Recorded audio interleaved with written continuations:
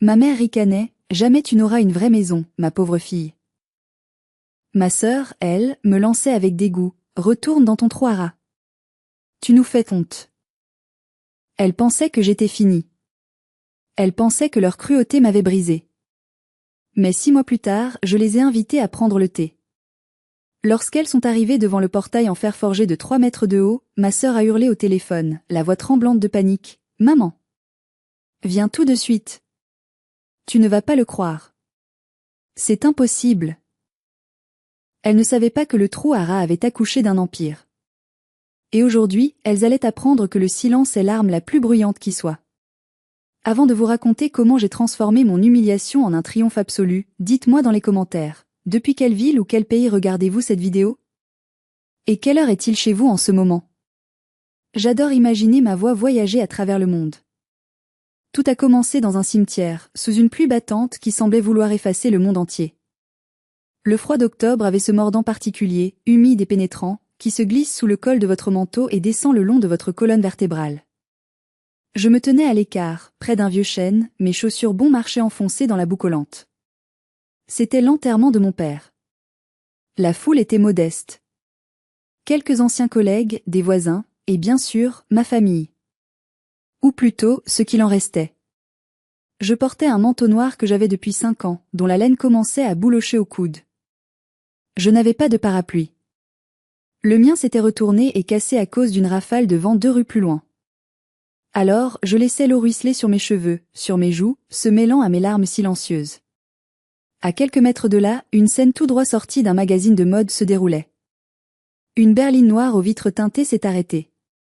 Le chauffeur en est sorti précipitamment pour ouvrir la portière et déployer un immense parapluie. Ma mère, Hermance, en est descendue la première. Elle portait un tailleur Chanel vintage, impeccable, et des lunettes de soleil noires malgré la grisaille, comme si elle était une veuve célèbre craignant les paparazzis. Puis, ma sœur aînée, Ombeline, a suivi. Ombeline. Elle était tout ce que je n'étais pas, brillante, bruyante et obsédée par l'apparence. Elle portait des talons au blanc qui portent du blanc dans la boue d'un cimetière et tenait fermement le bras de son fiancé, Jocelyn. Ils se sont approchés de la tombe sans même me regarder.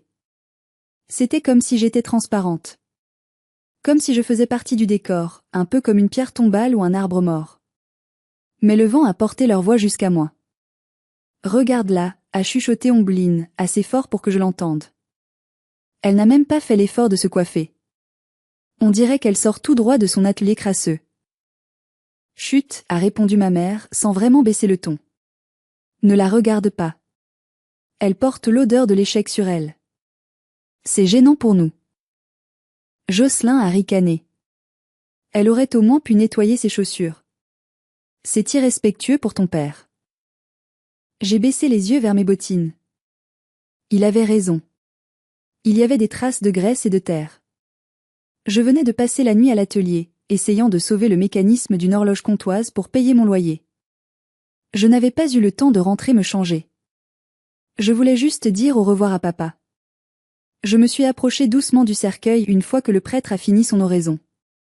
Je tenais une simple rose blanche, un peu flétrie, la seule que j'avais pu m'offrir ce matin-là. Léocadie. La voix d'Ombeline a claqué comme un fouet. Je me suis figée. Ne t'approche pas avec tes bottes sales, a-t-elle sifflé, le visage déformé par un mépris pur. Tu vas salir le tapis vert. Maman a payé très cher pour cette cérémonie. Reste sur le gravier. J'ai senti mon sang bouillir, mais ma gorge était serrée. Je n'ai rien dit. J'ai jeté la rose depuis le chemin de gravier. Elle a atterri maladroitement sur le bois verni du cercueil. Au revoir, papa, ai-je murmuré, ma voix noyée par la pluie. Désolée pour les chaussures. Je me suis souvenue de la dernière fois que je l'avais vue, à l'hôpital. Maman était partie à la cafétéria, exaspérée par la lenteur de son agonie. Il m'avait attrapé la main, sa poigne étonnamment forte. Léocadie, avait-il soufflé. Ne les laisse pas t'éteindre. Tu as le don. Tu entends le temps. Elle ne voit que la surface. Toi, tu vois le mécanisme. Puis il m'avait glissé une petite clé rouillée dans la main. Le garage. La boîte à biscuits. Promets-moi. Je promets, papa. Sous la pluie, j'ai serré cette clé dans ma poche. Elle était froide et rugueuse contre ma paume. C'était tout ce qu'il me restait. Maman s'est tournée vers moi avant de remonter dans la voiture chauffée. Elle m'a regardé de haut en bas, ses lèvres pincées en une ligne fine de dégoût. On se voit chez le notaire demain, a-t-elle dit sèchement. Essaie d'avoir l'air présentable. Et ne t'attends à rien. Ton père a toujours eu un faible pour tes bricolages inutiles, mais c'est moi qui tenais les cordons de la bourse. La portière a claqué. La voiture a démarré, éclaboussant de l'eau boueuse sur mon manteau déjà trempé. Je suis restée là, seule, sous le déluge, serrant la clé rouillée comme si ma vie en dépendait. Elle ne savait pas encore ce que cette clé ouvrait. Elle ne savait pas que le bricolage inutile allait bientôt leur coûter leur orgueil. Le cabinet de maître Dupont sentait la cire d'abeille et l'argent ancien. C'était un endroit conçu pour intimider, avec ses lourds rideaux de velours et ses bibliothèques remplies de codes juridiques que personne ne lisait jamais. J'étais assise sur une chaise en bois dur, à l'écart, tandis qu'Ombeline et maman occupaient le canapé en cuir capitonné, sirotant un café servi par la secrétaire. Jocelyn, lui, se tenait debout près de la fenêtre, tapotant impatiemment sur son téléphone, vérifiant probablement le cours de la bourse ou envoyant des messages à sa maîtresse, une rumeur que j'avais entendue mais que je gardais pour moi. Bien, commença le notaire en ajustant ses lunettes. Passons à la lecture des dernières volontés de Monsieur Gustave. Maman a lissé sa jupe, un petit sourire satisfait aux lèvres. Elle savait déjà, ou pensait savoir, ce qui allait se passer. Papa n'avait jamais été riche, mais la maison familiale à Lyon avait pris de la valeur, et il y avait une assurance vie.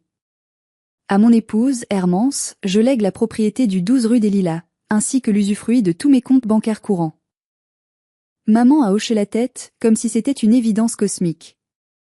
C'est normal. J'ai sacrifié ma jeunesse pour cette maison. À ma fille aînée, Ombeline, poursuivit le notaire, je lègue la somme de 50 000 €, issue de mon plan d'épargne logement, afin qu'elle puisse construire son avenir. Ombeline a poussé un petit cri de joie, serrant le bras de Jocelyn. 50 000. Oh, mon Dieu! Jocelyn, c'est parfait pour l'acompte du traiteur. On va avoir le mariage du siècle. Elle s'est tournée vers moi, un sourire carnassier sur le visage. Tu entends ça, Léocadie? Papa voulait que je brille. Il savait qui était la star de la famille. Je n'ai pas bougé. Je fixais le tapis persan. Je m'attendais à rien. Peut-être quelques milliers d'euros? De quoi remplacer mes outils usés? Le notaire s'est raclé la gorge, visiblement mal à l'aise. Il a tourné la page. Et enfin, à ma fille cadette, Léocadie. Le silence dans la pièce est devenu lourd, presque palpable. Je lègue l'intégralité du contenu du garage situé dans notre maison de campagne abandonnée en Ardèche, ainsi que la boîte en fer blanc qu'elle garde déjà en sa possession. Il y a eu un moment de flottement. Puis, Ombeline a éclaté de rire. Un rire aigu, cruel, qui a ricoché contre les murs lambrissés. Le garage, s'est-elle esclaffé. Tu veux dire ce dépotoir? C'est là qu'il entassait ses vieilleries, non? Des bouts de métal, des vieux journaux. Maman a soupiré, un mélange de pitié et de mépris. Pauvre Gustave. Il a toujours su que Léocadie avait l'âme d'une chiffonnière. Il lui a laissé ses déchets. C'est poétique, d'une certaine manière. Jocelyn s'est approché de moi, un sourire narquois aux lèvres. Eh bien, Léocadie, si tu tries bien la ferraille, tu pourras peut-être te payer une paire de chaussures neuves. Le cours du cuivre est assez haut en ce moment. J'ai senti les larmes me piquer les yeux, mais je les ai ravalées.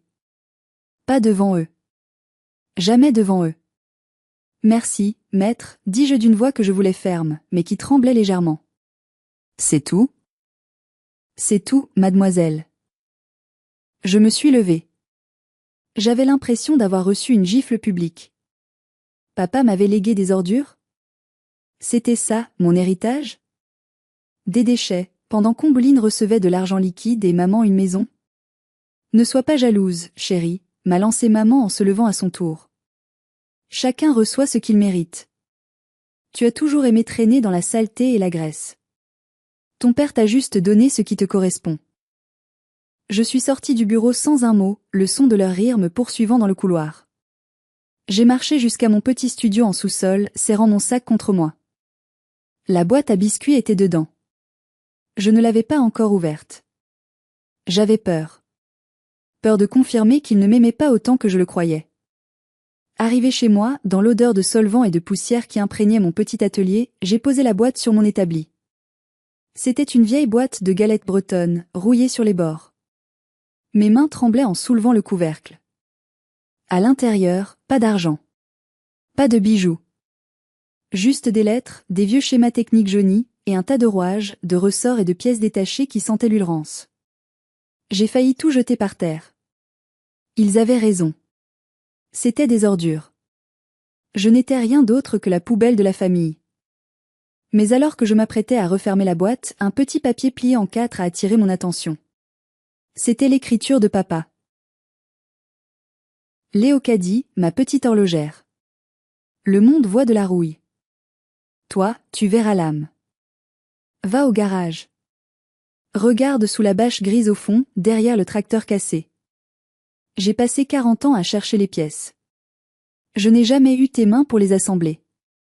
C'est à toi de finir mon œuvre. Je t'aime. Mon cœur a raté un battement. Ce n'était pas un rejet. C'était une mission. Le lendemain, j'ai pris le premier train pour l'Ardèche, puis un bus caoteux, et j'ai fini à pied sur le chemin de terre qui menait à la vieille maison de campagne. Personne n'y allait jamais. Maman détestait la campagne, c'est pour les paysans, disait-elle, et Ombline avait peur de se casser un ongle. Le garage était une structure en bois vermoulu, envahie par le lierre. L'air y était étouffant, saturé de poussière. J'ai utilisé la clé rouillée. La serrure a grincé, résistant un instant avant de céder dans un claquement sec. À l'intérieur, c'était le chaos. Des piles de journaux, des vieux meubles cassés. J'ai dû enjamber des cartons pour atteindre le fond. Là, comme indiqué dans la lettre, il y avait une forme massive recouverte d'une bâche grise épaisse, couverte de toiles d'araignée. Mon cœur battait la chamade. J'ai tiré sur la bâche. Un nuage de poussière s'est élevé, me faisant tousser. Quand la poussière est retombée, j'ai écarquillé les yeux. Ce n'était pas un tracteur. Ce n'était pas une voiture. C'était une structure métallique complexe, haute de 2 mètres, faite de laiton terni et de bois précieux, bien que noircie par le temps. C'était une horloge. Mais pas n'importe laquelle. Avec mon œil d'experte, j'ai reconnu les mécanismes. C'était une horloge astronomique. Un planétarium mécanique. Je me suis approché, passant mes doigts sur les gravures. Et là, caché sous une couche de crasse, j'ai vu la signature gravée, Anti-janvier, 1789. J'ai dû m'asseoir sur un vieux pneu pour ne pas tomber. Anti-janvier.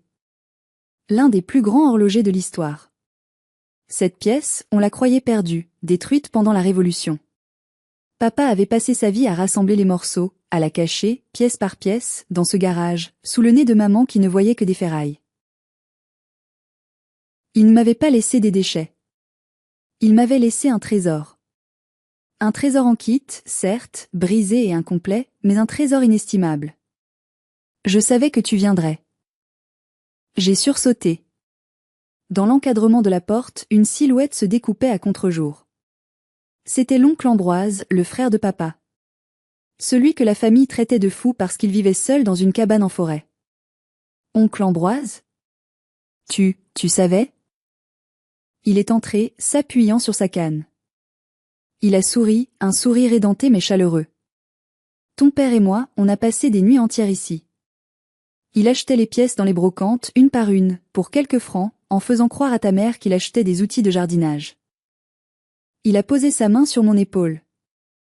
Il disait toujours, Hermance la vendrait pour s'acheter des fourrures. Ombline la vendrait pour une voiture de sport. Mais Léocadie la fera chanter à nouveau. J'ai regardé la machine silencieuse. C'était un défi monumental. Des centaines d'heures de travail. De la précision chirurgicale. De la chimie pour nettoyer le laiton sans l'abîmer.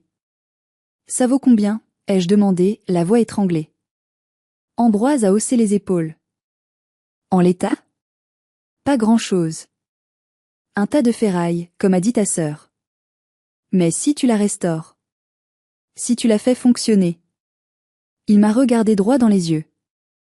C'est inestimable. Plusieurs millions, ma petite. Plusieurs millions. J'ai pensé au sourire suffisant d'Ombeline. Au mépris de ma mère. À mes chaussures pleines de boue. À mon loyer en retard. Dites-moi franchement dans les commentaires, à ma place, auriez-vous appelé votre famille pour leur dire la vérité? Auriez-vous partagé cet héritage avec ceux qui vous ont traité comme une moins que rien? Soyez honnête, je lis tout. Moi, j'ai pris une décision à cet instant précis.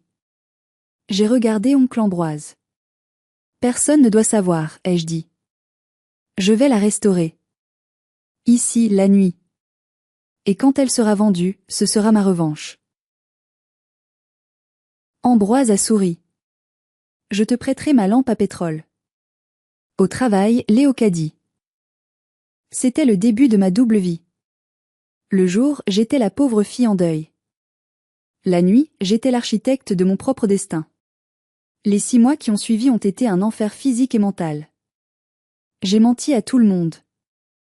J'ai dit à ma mère que je prenais une retraite spirituelle à la campagne pour faire mon deuil.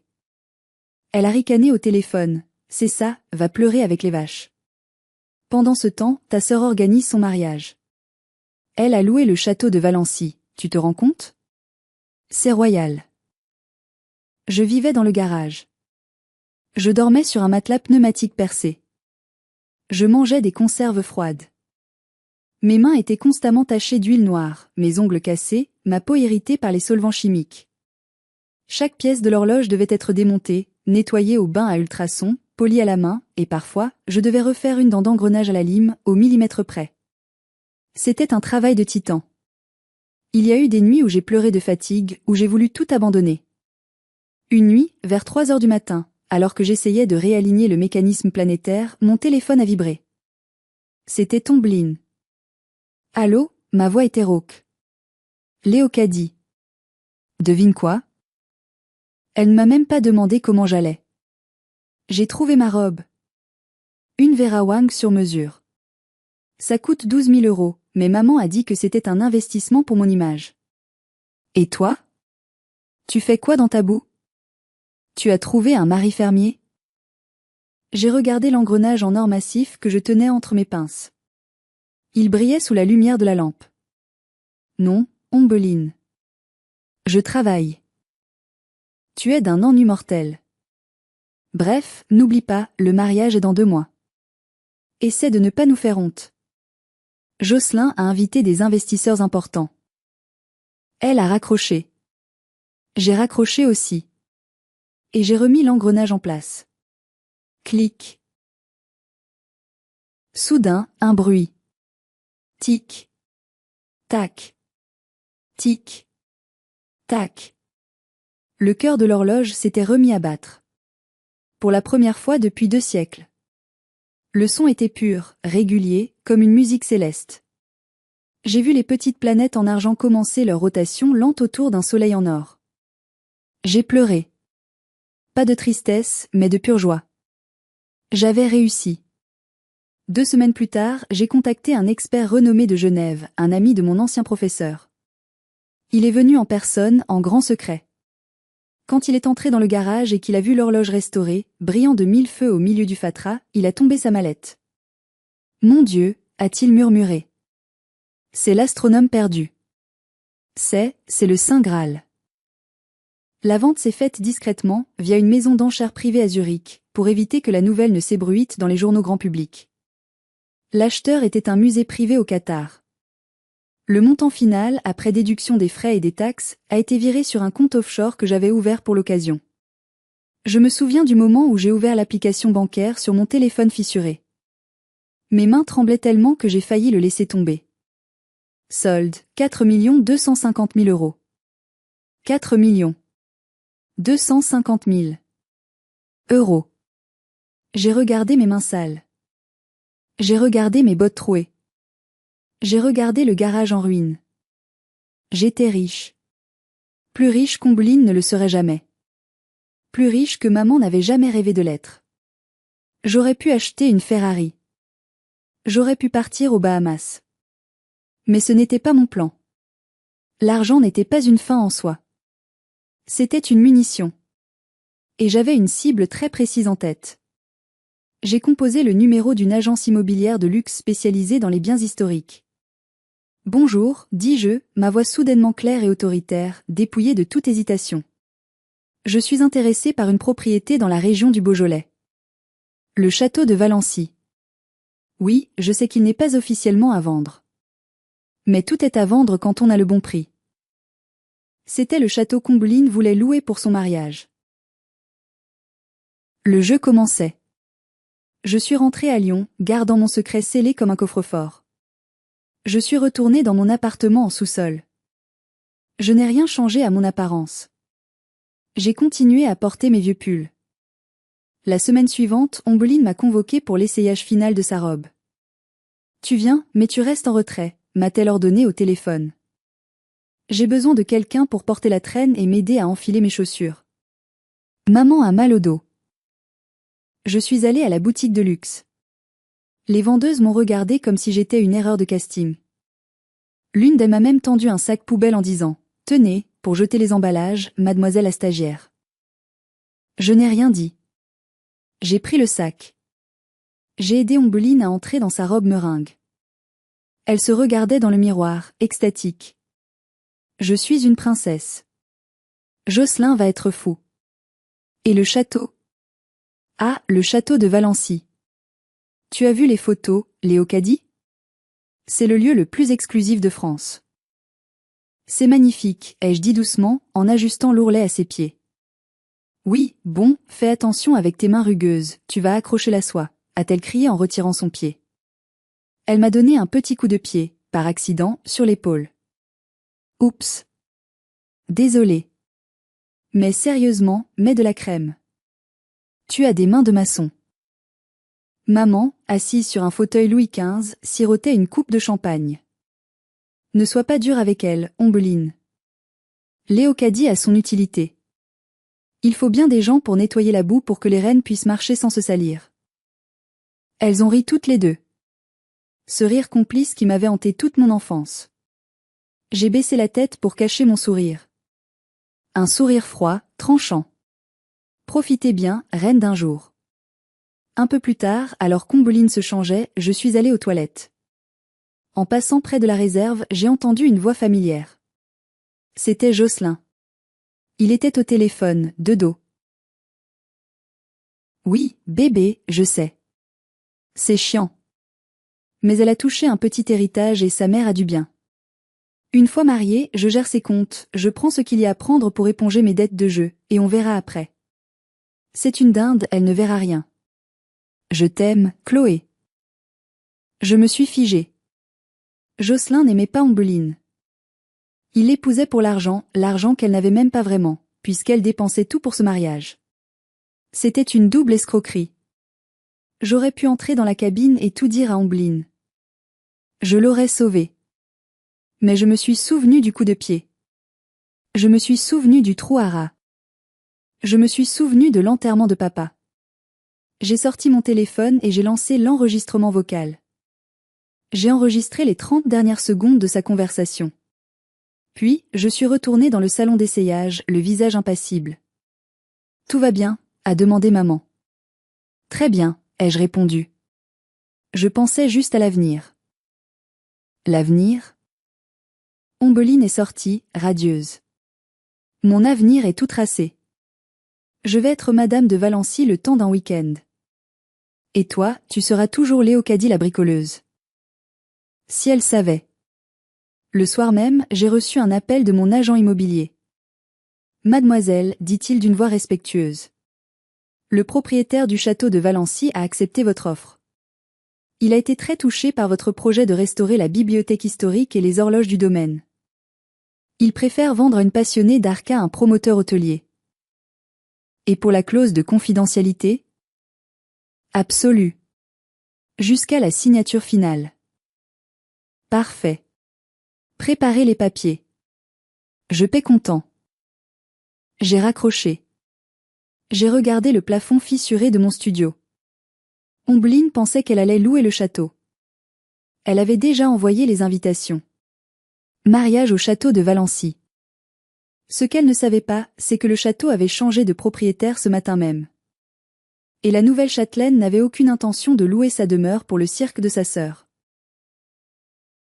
Le piège était en place. 2 jours plus tard, la bombe a explosé. J'étais à l'atelier en train de polir une montre Gousset, quand mon téléphone a explosé de notifications. Le groupe WhatsApp familial Mariage Ombeline. Ombeline, c'est une blague? Ombeline, ILSONT annulé. Ils ont annulé ma réservation. Maman, calme-toi chérie, que se passe-t-il? Ombeline, le gérant du château vient de m'appeler.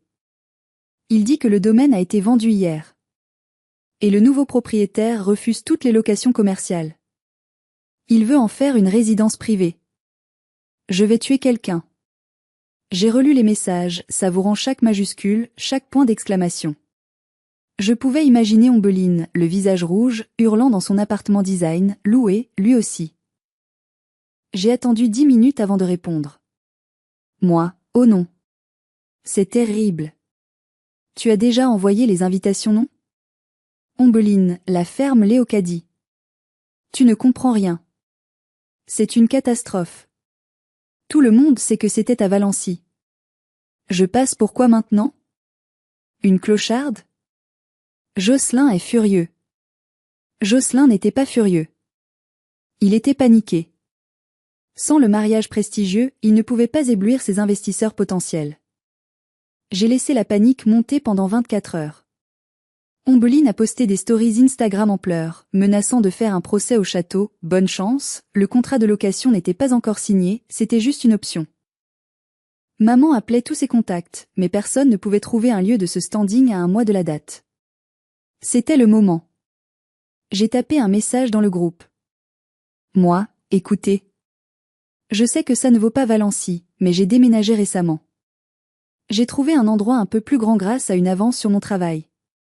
Ce n'est pas un château, mais il y a un grand jardin et de la place pour une réception. Si vous voulez venir voir, peut-être que ça peut dépanner en attendant? Silence radio pendant 5 minutes. Puis maman a répondu, Léocadie, sois réaliste. Ombeline ne va pas se marier dans un HLM ou une grange réaménagée. On parle de standing ici. Ombeline, franchement Léocadie, merci mais non merci. Je ne veux pas que mes invités garent leur Porsche devant un immeuble en zone industrielle. J'ai insisté, jouant la carte de l'humilité. Moi, je comprends. Mais venez juste prendre le thé. Ça vous changera les idées. Et puis, c'est sur la route des vins, c'est joli en cette saison. S'il vous plaît. Pour une fois que je peux recevoir. Elles ont dû en discuter en privé. Probablement pour se moquer de moi.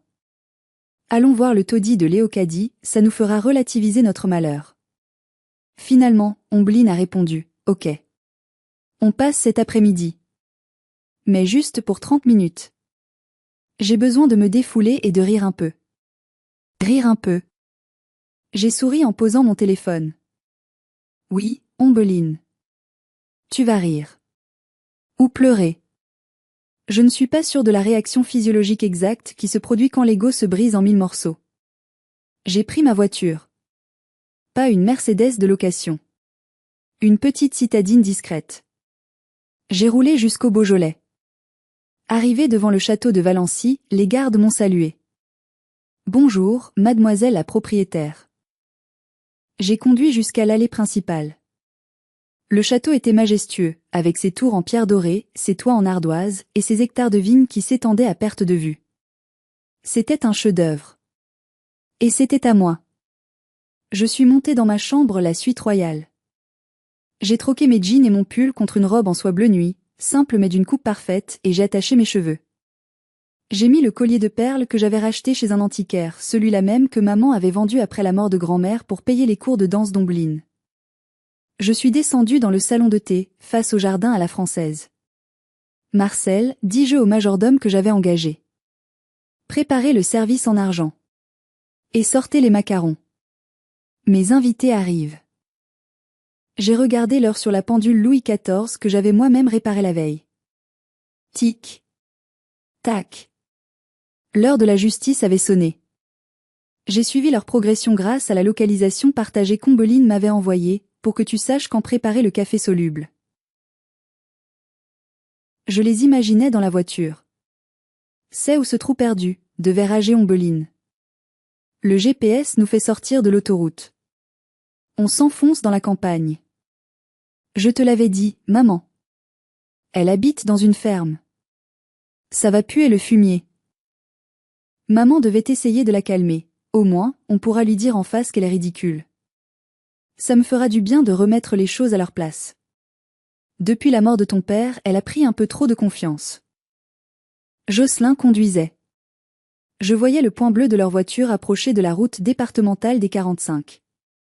Puis, ils ont tourné sur l'allée des Soupirs. C'est une route privée, bordée de platanes centenaires, qui ne mène qu'à une seule adresse, le domaine de Valency. J'imagine le silence s'installer dans la voiture. Le GPS déconne, a dû dire Jocelyn. Ça indique qu'on arrive, mais il n'y a rien ici. Juste des vignes et des murs en pierre. C'est peut-être la maison du gardien, a suggéré Ombeline avec espoir. Oui, ça doit être ça. Elle a dû trouver un job de concierge pour le domaine. C'est tout à fait elle, ça. Logé, blanchi, en échange de frotter les parquets. Cette idée a dû les rassurer. Léocadie la domestique. Léocadie la servante. C'était un rôle qu'ils acceptaient. Ça confortait leur vision du monde. Le point bleu s'est arrêté devant la grille d'honneur. C'est une grille monumentale, noire et or, surmontée des armoiries de la famille Valency, que j'avais fait restaurer. Il y a un interphone vidéo dernier cri. J'étais dans le salon, regardant l'écran de contrôle. Je voyais la Mercedes s'arrêter. Jocelyn a baissé la vitre. Il avait l'air confus.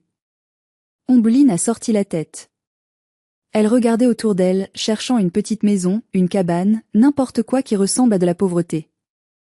Mais il n'y avait que la grandeur. Elle a pris son téléphone. C'est là qu'elle m'a appelé. Je n'ai pas décroché. J'ai appuyé sur le bouton parler de l'interphone. Bonjour, dis-je. Ma voix a résonné, amplifiée par les haut-parleurs cachés dans les piliers de pierre. Ils ont sursauté. Léocadie? La voix d'Ombeline était aiguë, déformée par l'incompréhension.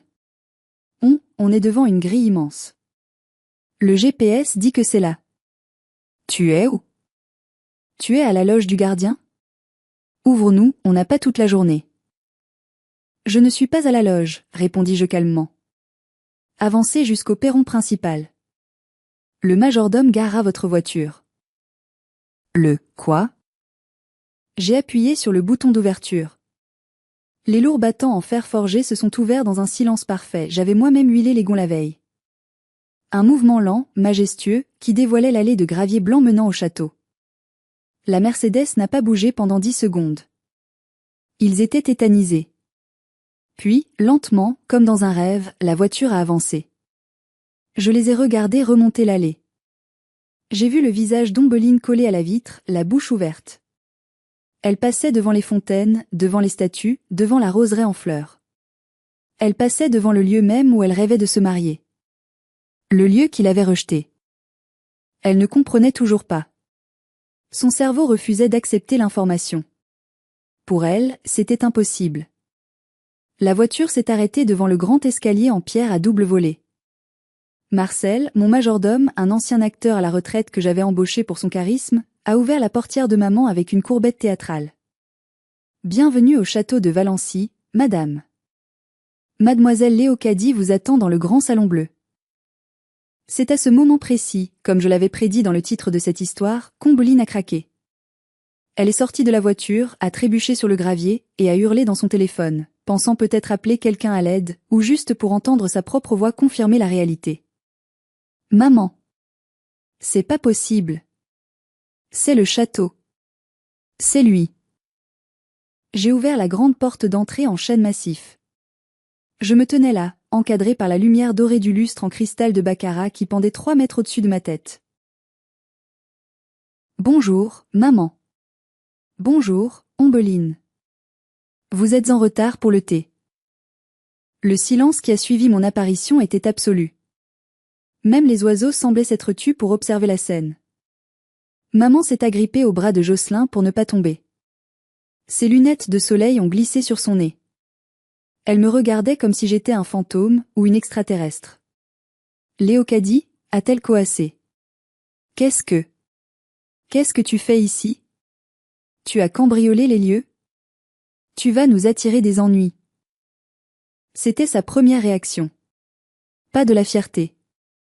Pas de la surprise. De la peur et de l'accusation. Pour elle, je ne pouvais être ici que par effraction. J'ai souri, un sourire doux et terrible. Entrez, je vous en prie. Il fait un peu frais dehors. Je me suis retournée, mes talons claquant sur le sol en marbre à damier noir et blanc du vestibule. Je sentais leur regard brûler mon dos. Je savais qu'ils hésitaient. Ils avaient peur d'entrer, peur de devenir complices de mon crime. Finalement, la curiosité l'a emporté. J'ai entendu leurs pas hésitants derrière moi. Je les ai conduits à travers la galerie des ancêtres. J'avais remplacé certains portraits inconnus par des photos encadrées de papa, et même quelques croquis de l'astronome. Mais c'est le dessin de Gustave, s'est écriée maman en s'arrêtant devant un cadre. Qu'est-ce qu'il fait ici? C'est chez moi, maman. Je décore comme je veux. Chez toi? Ombline a répété les mots, mais ils n'avaient aucun sens pour elle. Arrête tes conneries, Léocadie. Tu es la gardienne? Tu couches avec le propriétaire? C'est ça? Tu es la maîtresse d'un vieux riche? Elle cherchait une explication qui me rabaissait. Être une prostituée de luxe était plus acceptable pour elle que d'être une femme qui a réussi par elle-même. J'ai ouvert les portes du grand salon bleu. La lumière de fin d'après-midi inondait la pièce, faisant scintiller les dorures des boiseries. Une table était dressée avec de la porcelaine de Sèvres et des pâtisseries fines. Je me suis assise dans le fauteuil bergère au bout de la table. J'ai croisé les jambes. Asseyez-vous, ai-je ordonné. Pas une invitation. Un ordre. Ils se sont assis, dociles, écrasés par la magnificence des lieux. Jocelyn regardait partout, calculant mentalement le prix au mètre carré. Je voyais les signes euros tourner dans ses yeux. Tu nous dois une explication, a sifflé Ombeline, retrouvant un peu de son agressivité. Tu nous fais venir dans ce château. C'est celui que je voulais. Tu le savais. Tu fais ça pour me narguer? Le propriétaire t'a prêté les clés? J'ai pris ma tasse de thé. J'ai bu une gorgée, lentement, savourant le lapsang souchong fumé. Le propriétaire, Ombeline, c'est moi. J'ai posé l'acte de vente notarié sur la table. Le papier épais, avec le sceau rouge officiel. J'ai acheté le domaine de Valency il y a 2 semaines. Content. Ombeline a saisi le papier. Ses mains tremblaient tellement qu'elle a failli le déchirer. Elle a lu. Elle a relu. Elle a vérifié la date, le nom, la signature. 4 millions. A-t-elle chuchoté, blême. 4 200 000 euros. Elle a levé les yeux vers moi. Des yeux remplis de larmes, de rage et d'une incompréhension totale. D'où tu sors cet argent? Tu voles? Tu vends de la drogue? Les ordures de papa, dis-je simplement. Maman a sursauté. Quoi? Le garage. La ferraille. Ce que tu appelais des déchets. C'était une horloge astronomique perdue du XVIIIe siècle. Je l'ai restaurée. Je l'ai vendue. Je me suis penchée vers eux. Pendant que vous riez de mes bottes sales à l'enterrement, je portais 3 millions d'euros potentiels dans ma tête. Pendant que tu me donnais des coups de pied sous la robe de mariée, je négociais avec les musées du Qatar. Papa savait, a demandé maman, la voix éteinte. Il savait que vous ne comprendriez jamais la valeur du travail. Il savait que vous vendriez l'histoire pour acheter des chiffons. Alors il me l'a laissé. À moi. La bricoleuse. Le silence est revenu. Mais cette fois, c'était un silence différent. Ce n'était plus le silence du mépris. C'était le silence de la défaite. Jocelyn a été le premier à réagir. Le parasite a senti que l'hôte avait changé. Il s'est levé, a contourné la table et s'est approché de moi avec son sourire de vendeur de voitures d'occasion. Léocadie, ou devrais-je dire, châtelaine. C'est incroyable. Quelle histoire! Tu es un génie. Je l'ai toujours dit, non? Il a posé une main sur mon épaule. Écoute, pour le mariage d'Ombeline, maintenant que ça reste en famille, c'est encore mieux. On peut faire ça ici, on ne paiera pas la location, et avec mon réseau, on peut faire venir la presse. Ça fera une pub d'enfer pour ton château. J'ai regardé sa main sur mon épaule. J'ai regardé Ombeline, qui attendait, espérant que je sauve son rêve. J'ai regardé maman, qui hochait la tête, voyant déjà comment elle pourrait se vanter d'avoir une fille châtelaine. Il pensait avoir gagné. Il pensait que l'argent allait tout effacer. Que j'allais partager. J'ai doucement retiré la main de Jocelyn de mon épaule, comme on enlève une limace. Non. Le mot est tombé comme un coup près. Le sourire de Jocelyn s'est figé. Pardon? Non. Il n'y aura pas de mariage ici. Ombeline s'est levée d'un bond, renversant sa chaise. Tu plaisantes? C'est chez toi. Tu es ma sœur. Tu ne peux pas me faire ça. J'ai dit à tout le monde que c'était à Valency. Si tu ne me laisses pas faire le mariage ici, je suis morte socialement. Tu aurais dû y penser avant de me traiter de ratée, Ombeline. Tu aurais dû y penser avant de m'utiliser comme paillasson. C'était pour rire, a-t-elle crié, les larmes coulant sur son maquillage parfait. On est une famille. On se charrie, c'est tout. Maman, dis-lui. Maman a essayé de jouer la carte de l'autorité maternelle. Elle s'est redressée. Léocadie. Ça a suffi. Tu as eu ton moment de gloire. Tu nous as prouvé que tu avais de l'argent. Bravo. Maintenant, cesse d'être égoïste. Ta sœur a besoin de ce lieu. C'est le patrimoine de la famille, maintenant. Le patrimoine de ma famille, ai-je corrigé. Pas de la vôtre. Vous avez eu la maison de ville. Vous avez eu l'argent de l'assurance. Vous avez tout dilapidé en apparence. Moi, j'ai construit ceci. J'ai sorti mon téléphone. Et en parlant d'apparence. Jocelyn, tu devrais peut-être expliquer à Ombeline pourquoi tu tiens tant à ce mariage gratuit. Jocelyn a blêmi. De quoi tu parles? J'ai appuyé sur lecture. L'enregistrement de la cabine d'essayage a résonné dans le grand salon acoustique. Une fois mariée, je gère ses comptes, je prends ce qu'il y a à prendre pour éponger mes dettes de jeu. C'est une dinde, elle ne verra rien. Je t'aime, Chloé. La voix de Jocelyn, claire, nette, indéniable. Ombeline s'est figée. Elle a regardé le téléphone, puis Jocelyn. Dette de jeu, a-t-elle murmuré. Chloé. Jocelyn a bégayé. C'est un montage. C'est de l'IA. Elle est jalouse, Ombeline. Elle veut nous détruire. Mais Ombeline n'était pas stupide. Elle était vaniteuse, oui, mais pas idiote. Elle a vu la peur dans les yeux de Jocelyn.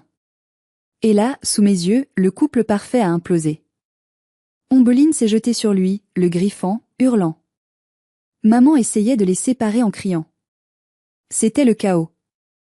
Des macarons volaient. Une tasse s'est brisée. J'ai regardé la scène sans bouger.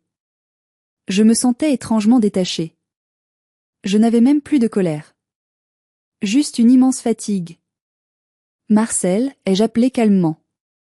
Le majordome est apparu instantanément. Oui, mademoiselle. Veuillez raccompagner ces personnes à leur véhicule. Et assurez-vous qu'ils ne prennent rien en partant. Ombeline s'est arrêtée de frapper Jocelyn. Elle m'a regardé, les cheveux en bataille, le mascara coulant sur ses joues. Elle ressemblait à une poupée cassée. Tu nous chasses? A-t-elle demandé, la voix brisée. Tu as tout ça, toutes ces chambres, et tu nous chasses? Ce château est un lieu de préservation, Ombeline. Je restaure des choses qui ont de la valeur. Votre relation, votre fierté, vos mensonges, rien de tout ça n'a de valeur. C'est irréparable. Je me suis levée. Partez. Et ne revenez pas sans invitation. Ce qui veut dire, ne revenez jamais. Ils sont sortis. Maman pleurait, soutenant Ombeline. Jocelyn suivait à distance, sachant qu'il venait de perdre sa vache à lait. J'ai entendu le moteur de la Mercedes démarrer, puis le crissement des pneus sur le gravier. Je me suis retrouvée seule dans le grand salon. J'ai ramassé la tasse brisée. C'était une tasse du 19e siècle. Dommage. Mais je pourrais la réparer. Je savais réparer les choses. Sauf ma famille. Et pour la première fois de ma vie, j'ai réalisé que je n'avais pas envie de les réparer. Je voulais juste qu'ils sortent de mon mécanisme. Les semaines qui ont suivi ont été intéressantes. Le mariage a été annulé, évidemment. Jocelyn a disparu dans la nature, probablement chez Chloé, en laissant Ombeline avec les dettes des acomptes non remboursables du traiteur et du décorateur. Maman a dû vendre la maison de ville, celle de papa, pour payer les dettes d'Ombeline et éviter la faillite personnelle. Elles ont emménagé ensemble dans un petit 3 pièces en banlieue. L'ironie du sort a voulu que ce soit dans le même quartier où je vivais avant. Mon téléphone n'arrêtait pas de sonner. Maman. Ombeline. Des cousins éloignés que je n'avais pas vus depuis 10 ans. Léocadie, on est ta famille. Léocadie, maman a besoin de médicaments. Léocadie, Ombeline fait une dépression, elle a besoin de vacances, tu pourrais lui prêter l'aile ouest. J'ai pris une décision. La dernière étape de ma guérison. Je suis allée les voir. Une dernière fois. Je suis arrivée devant leur immeuble gris. J'ai garé ma voiture, une belle voiture cette fois, je me l'étais autorisée. Je suis montée au 4e étage sans ascenseur. L'appartement sentait le chou et le renfermé. Maman était assise sur un canapé usé, l'ombre de la femme élégante qu'elle était. Ombeline était en pyjama à 14 heures, les yeux gonflés. Quand elles m'ont vue, une lueur d'espoir s'est allumée dans leurs yeux. L'espoir du chéquier. Tu es venue nous aider, s'est exclamée maman. Je savais que tu avais bon cœur. On peut déménager quand? Je suis restée debout. Je n'ai pas enlevé mon manteau. Je ne suis pas venue vous emmener, dis-je. J'ai posé une enveloppe sur la table basse. Voici un chèque. Il couvre le loyer de cet appartement pour 2 ans, et une assurance santé complète pour toi, maman. J'ai aussi réglé les créanciers les plus urgents d'Ombeline. Ombeline a saisi l'enveloppe. Combien? Elle a regardé le montant. C'était généreux. Très généreux. Mais ce n'était pas des millions. C'est tout, a-t-elle craché. Tu as des millions et tu nous donnes des miettes? Ce ne sont pas des miettes, Ombeline. C'est la sécurité. C'est ce que papa aurait voulu. Que vous ne soyez pas à la rue. Mais je ne financerai pas votre luxe. Je ne paierai pas pour des robes Vera Wang ou des voitures de sport. Tu es cruelle, a dit maman. Une fille ingrate. Gardez tout ça pour toi. Je ne garde pas tout pour moi, répondis-je. J'ai créé une fondation pour les jeunes artisans d'art. Je finance des bourses pour ceux qui ont du talent mais pas d'argent. Pour ceux qui ont des mains sales mais de l'or dans la tête. Je me suis dirigée vers la porte. Léocadie, a crié Ombeline. Si tu franchis cette porte, tu ne nous reverras plus. On te reniera. Je me suis arrêtée. J'ai tourné la poignée. Ombeline, dis-je doucement. Vous m'avez renié le jour où vous m'avez laissé sous la pluie à l'enterrement de papa. Aujourd'hui, je ne fais qu'officialiser les choses. J'ai ouvert la porte. Adieu. En descendant les escaliers, je me sentais légère. Plus légère que je ne l'avais jamais été. J'avais coupé le lien toxique. J'avais payé ma dette morale envers papa en assurant leur survie, mais j'avais refusé de sacrifier mon bonheur pour leur vanité. J'ai appris plus tard, par des connaissances communes, la suite de leur histoire. Ombeline a essayé de maintenir les apparences pendant un temps, racontant à qui voulait l'entendre que sa sœur la suppliait de venir gérer le château mais qu'elle refusait par principe. Personne ne l'a cru. Elle a fini par trouver un travail de vendeuse dans une parfumerie de chaîne. Elle, qui méprisait les petites mains, devait maintenant servir des clientes toute la journée. On m'a dit qu'elle regardait les chaussures des clientes avec envie. Maman est devenue aigrie, racontant à ses voisines que sa fille cadette lui avait volé l'héritage de son mari. Mais les voisins voyaient bien qui payait le loyer et les soins. La vérité finit toujours par se savoir. Quant à moi, je suis retournée à Valency. Le château n'était pas vide. Il était rempli de vie. J'avais transformé les écuries en ateliers pour mes boursiers. Il y avait le bruit des marteaux, l'odeur du bois et du vernis, le rire des jeunes apprentis qui apprenaient à restaurer la beauté du monde. Oncle Ambroise est venu habiter dans la maison du gardien, la vraie, celle qui est charmante et confortable. Il s'occupait du potager et racontait des histoires de papa aux étudiants. Un soir, je suis montée dans la tour de l'horloge du château. J'avais installé l'astronome, mon chef-d'œuvre, au centre de la bibliothèque. Elle tournait doucement. Les planètes s'alignaient. J'ai pensé à papa. J'ai pensé à la clé rouillée. J'ai pensé à la boue sur mes chaussures. J'avais transformé la boue en or. Pas par magie. Par travail. Par résilience. J'ai regardé par la fenêtre. Le soleil se couchait sur mes vignes. C'était beau. C'était calme. Et surtout, c'était à moi. Vraiment à moi. Je suis Léocadie. Je suis horlogère. Je suis châtelaine. Mais avant tout, je suis libre. On me demande souvent si je regrette. Si je regrette de ne pas avoir ouvert ma porte à ma famille, de ne pas avoir partagé mon toit avec elle. Après tout, le sang est plus épais que l'eau, non? C'est faux. L'huile est plus épaisse que l'eau. L'huile de coude. L'huile des mécanismes. Le lien qu'on crée par l'effort et le respect mutuel est plus fort que le hasard de la génétique. J'ai choisi ma famille. C'est Ambroise. C'est mes étudiants. C'est Marcel le majordome qui me fait rire avec ses imitations. Ma mère et ma sœur m'ont appris une leçon précieuse, malgré elles. On ne peut pas forcer les gens à nous aimer, mais on peut les forcer à nous respecter. Et si le respect ne vient pas, on peut construire un mur assez haut et assez beau pour ne plus avoir à les entendre. Aujourd'hui, quand il pleut, je sors parfois dans le parc. Je n'ai pas de parapluie. Je laisse l'eau couler sur mon visage. Mais maintenant, je porte des bottes en caoutchouc de bonne qualité. Et je souris. Parce que je sais que cette pluie arrose mes roses et non mes larmes. Et vous? Si vous aviez été à ma place, auriez-vous pardonné? Auriez-vous laissé Ombeline faire son mariage au château pour la paix des familles? Ou auriez-vous, comme moi, claqué la porte dorée au nez de ceux qui vous ont méprisé? Dites-le moi dans les commentaires. J'ai hâte de lire vos histoires de revanche et de justice. Merci d'avoir écouté mon histoire. Si elle vous a touché, si vous avez ressenti cette petite étincelle de satisfaction quand la vérité a éclaté, alors laissez un j'aime et abonnez-vous. Partagez cette vidéo avec quelqu'un qui a besoin de savoir qu'on peut partir de rien et tout construire. Je suis Léocadie, et je vous dis à bientôt pour une nouvelle histoire. Prenez soin de vous, et n'oubliez jamais, la valeur d'une personne ne se mesure pas à la propreté de ses chaussures, mais à ce qu'elle est capable de construire avec ses mains sales.